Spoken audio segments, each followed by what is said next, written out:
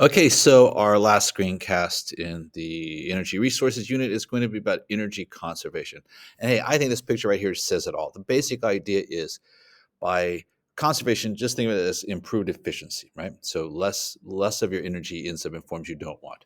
So what that means is if you can make the efficiency go up through conservation, that means the amount of energy you have to use goes down, and therefore the amount of CO2 that you produce goes down, and the amount of time that your fuel supplies are going to last goes up. So it's a very simple idea and very powerful idea. So conservation is basically the best way we have to extend our energy resources. Now, I want to see us go towards thorium breeder reactors. The other people want to see us go towards all wind energy.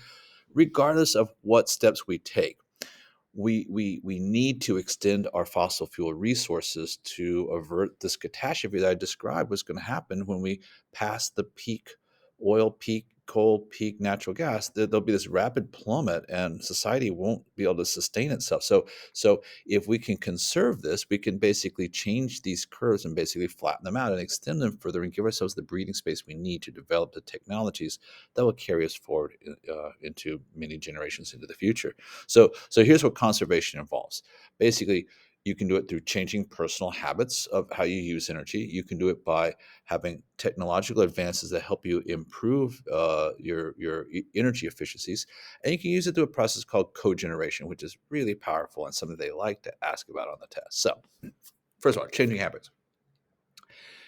We grow up thinking we should do things a certain way, but really you can change your habits. You really can. So basically, the simplest one is if you wear a fleece jacket or a sweater in your house in the wintertime, basically you can have your thermostat set at a lower temperature, and even a few degrees cooler in your home saves so much energy when you sum it out over everyone who lives on the planet.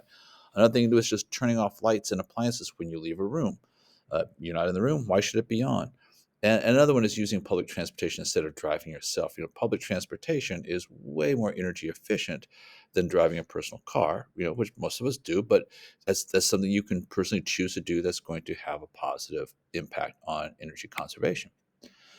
But most of us don't do that. Like, we know it's a good idea, but we don't do it. We're just human beings, right? And what people respond to is if there's an immediate impact on my life, especially an economic impact, then if something's going to keep me from losing money or help me make money, I'm going to do it. Okay. So this is where governmental intervention can help. So the government says, hey, look, we're going to impose a tiered billing process, which they do here in Korea. Basically, you say, look, the first amount of energy that you use, we're going to bill you at a certain amount per kilowatt hour. But once you go above a certain threshold, we're going to start charging you a lot more. We're going to, like, maybe double it. Okay. And if you go beyond that, we're going to triple it. So we're going to make it hurt to use an excessive amount of electricity. All right. Now, the thing is, they do this here in Korea, but it's just a mystery when you cross that line, right? So what you really need to do is change your infrastructure a little bit so that there's a readout in your home that says basically, here's where you are, here's how much you've used, here's how much you've saved. Good job. Or, oh, watch out, you're getting in danger of going to the next tier up. If people have that, then they will change their behaviors out of a sense of personal gain. Uh, Another thing you can do is just use taxes. Okay, so if you say, look, gasoline costs a lot to use, we're going to impose taxes on it. That makes you use. If it's expensive, you're going to use less of it. People don't like being taxed, but it's been shown in many countries to work. Uh, and then raising tolls on roads. So you say, look, you want to use this road, you're going to have to pay to use this road. Then people start thinking twice about whether or not they actually want to drive their car, and maybe they'll choose to use public transportation instead. And another thing you do is you just make public transportation cheaper by subsidizing a little bit. So these are things that governments can do to try to encourage people to do this. And why do we want them to do that? We don't want to run out of fossil fuels before we have something to replace them.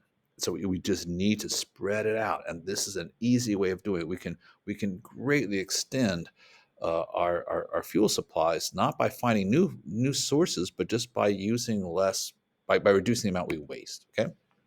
Now, technological improvements are huge. Okay, so for instance, the transition from incandescent lights of my childhood into the current LED lights is just amazing. So when I was growing up, a 60-watt light bulb, it took 60 watts to produce 800 lumens of light.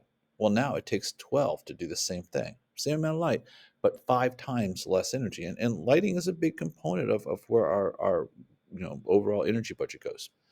Smart home systems are another one. So now we have the technology that we can employ to say, look, In a room, I want the lights and I want the appliances on. But as soon as I leave the room, or at least at a certain time when there's nobody in it, it detects there's nobody in there and it turns off lights, it turns off the TV, and so on. And it's just a simple way of conserving without having people to think about or even really change their behaviors.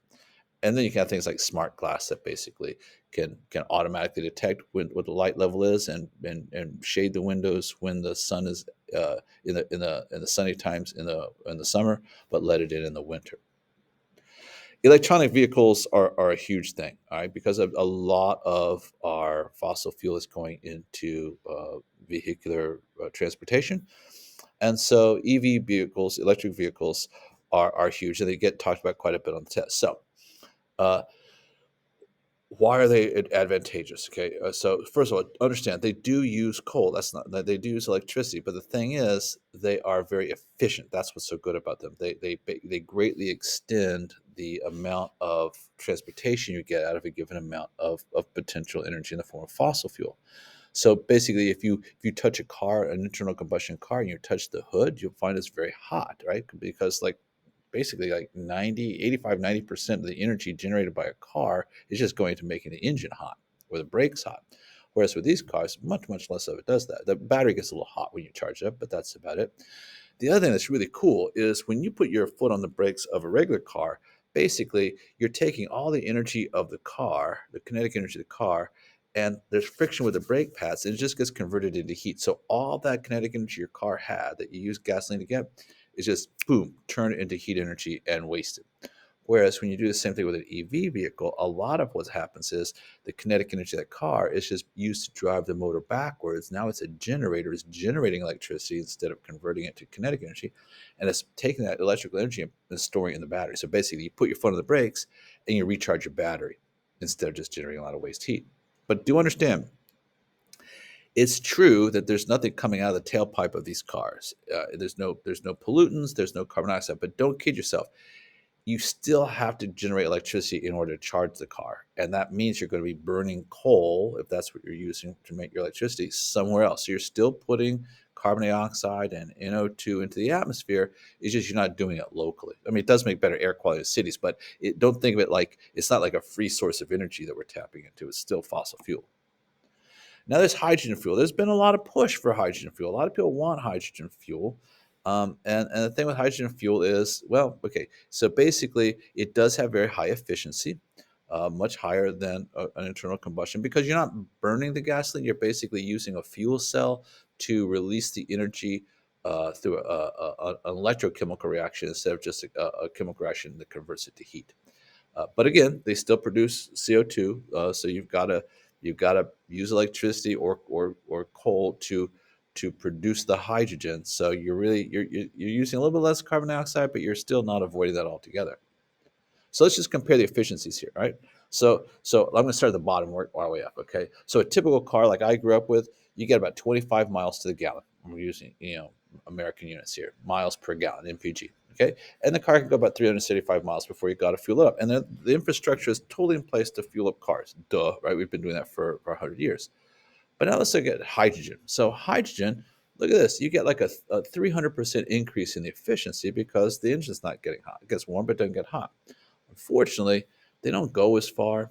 They have like half basically the range. So you've got to recharge them with hydrogen, which means you've got to build a hydrogen infrastructure, which really isn't in place at this point. Uh, and then you have electric vehicles. They seem to be winning the battle here, right? So you get like a really significant, like a 160 mile per gallon equivalent. Compare that to 25 miles per hour for a car, and the newer ones have ranges that are getting quite up there, like almost the equivalent of that of a car. Now, it takes a lot longer to charge one of these than it takes to fill the gas tank of a car, which is a bit of an issue. But there are workarounds, like maybe swappable battery packs or something like that.